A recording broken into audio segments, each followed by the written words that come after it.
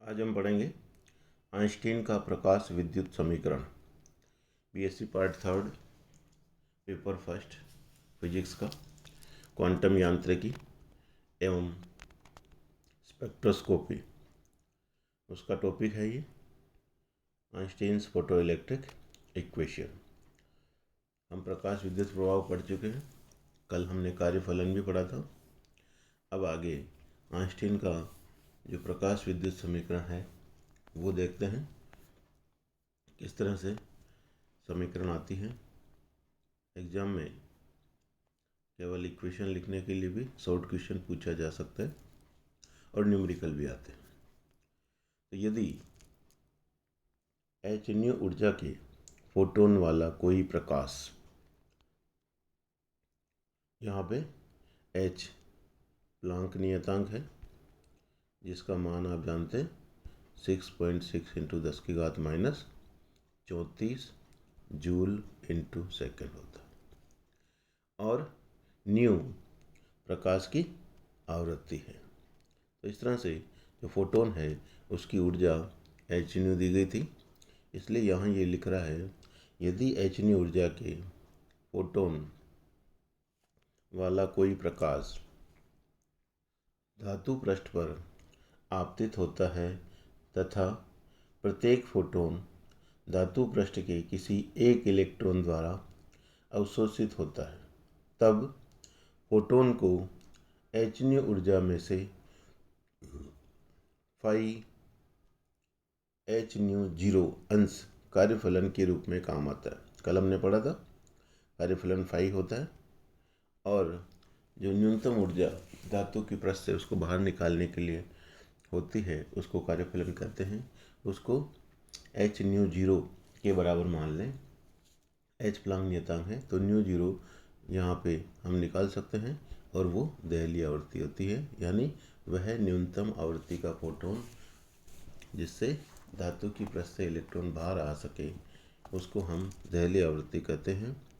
तो यहाँ पे phi is equal to h nu 0 अंश कार्यफलन के रूप में काम आता है।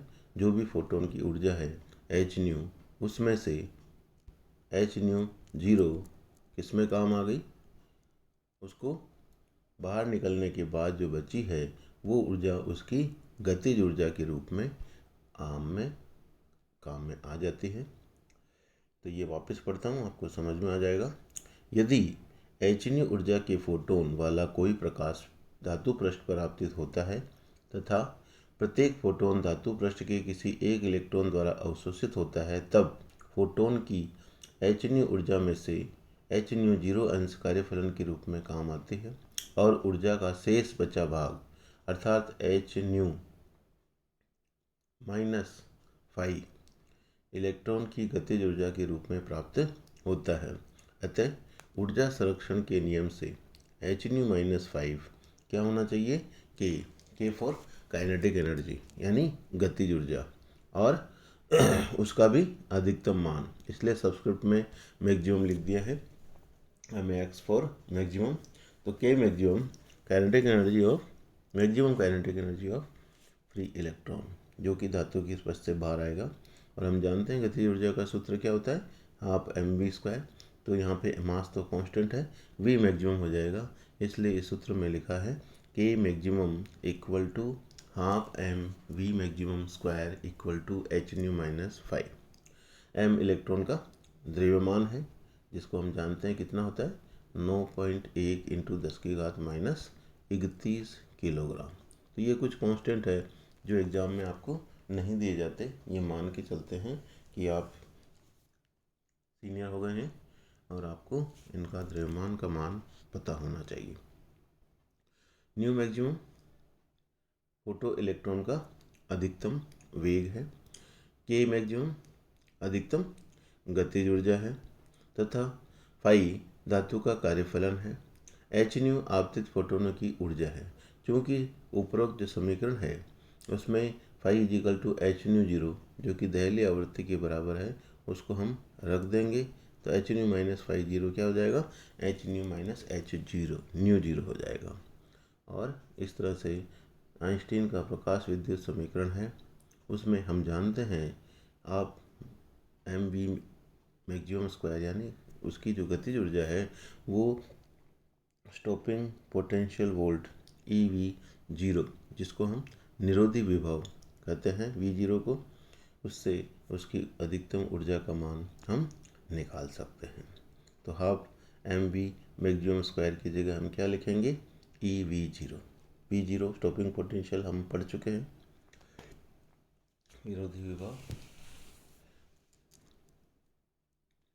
जब धारा का मान शून्य हो जाता है, आपने ग्राफ देखा था इस तरह से था, और अलग अलग तीव्रता का मान आप रखें और धारा का मान 0 हो जाए, लेकिन तीव्रता अलग होने के बाद भी ये V0 का मान क्या आता है, कांस्टेंट। जब धारा का मान 0 हो जाता है, वो जो वोल्टेज है नेगेटिव, वो स्टॉपिंग पोटेंशियल कहलाता है। तो इस तरह से के मैक्सिमम का मान आपने पता कर लिया, उसको भी यहाँ रख दिया, तो हमारे पास समीकरण आ गई EV0 equal to H nu minus H. यहाँ से V0 का मान हम लिख सकते हैं H/E new, H/E mu zero. तो ये जो समीकरण है बॉक्स में आप देख रहे हैं कि आइंस्टीन की प्रकाश विद्युत समीकरण का दूसरा रूप है। अर्थात आइंस्टीन के प्रकाश विद्युत सिद्धांत के अनुसार निरोधी विभव यानी V0 या अधिकतम गतिज ऊर्जा तथा आवृत्ति में रैखिक संबंध होता है, जो प्रायोगिक परिणामों के अनुसार ही प्राप्त होता है। इस समीकरण से सभी धातुओं के लिए प्राप्त समांतर सरल रेखाओं का ढाल ज्ञात कर सकते हैं। ये देखिए चित्र प्रायोगिक परिणाम का। y एक्सिस पर V0 ले लिया स्टॉपिंग पोटेंशियल, और इधर x एक्सिस पर आवृत्ति का मान ले लिया। तो ये जो ढाल है हमने देखा y is equal to mx plus c. y यहाँ पे V0 है, x यहाँ पे आवृत्ति है, और पीछे जो समीकरण थी वो हमारे पास इसी तरह से थी। c यहाँ नेगेटिव आ रहा है, इसलिए जो कटान भाग है y एक्सिस पर वो 5/E हो गया, ठीक है ना।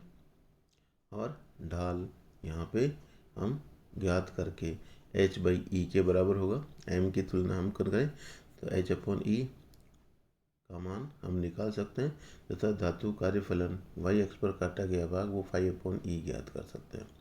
तो ये जो चित्र है प्रैक्टिकली जो ग्राफ खींचकर प्रारंभ नियतांक h का मान हम या धातु के कार्यफलन पर काटा गया भाग है उससे 5/E ज्ञात कर सकते हैं। ये देखिए हमारे पास ये जो समीकरण थी वो y is equal to mx plus c के बराबर थी। इससे m का मान देखें तो यानी ढाल निकाल कर H/E निकाल सकते हैं, और कटान भाग जो था वो हमारे पास इधर H/E है, और वो यहाँ से 5/E हो जाएगा, ठीक है। इससे दहली आवृत्ति का मान भी निकाल सकते हैं। तो एग्ज़ाम में जैसे भी क्वेश्चन पूछे आप इस समीकरण का उपयोग करके उसका आंसर लिखेंगे। Thank you.